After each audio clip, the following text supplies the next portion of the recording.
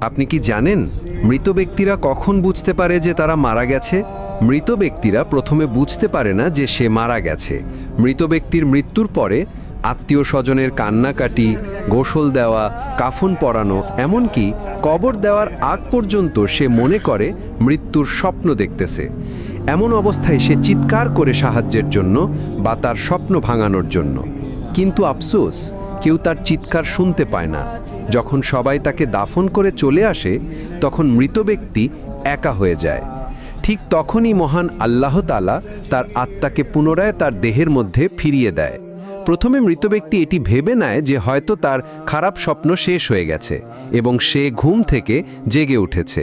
তাই সে আল্লাহর কাছে কৃতজ্ঞতা প্রকাশ করে। এরপর সে তার শরীর স্পর্শ করতে থাকে, যা কিনা সবেমাত্র দাফন করা হয়েছে। তখন সে বলতে থাকে, আমার শার্ট কোথায়, আমার প্যান্ট কোথায়?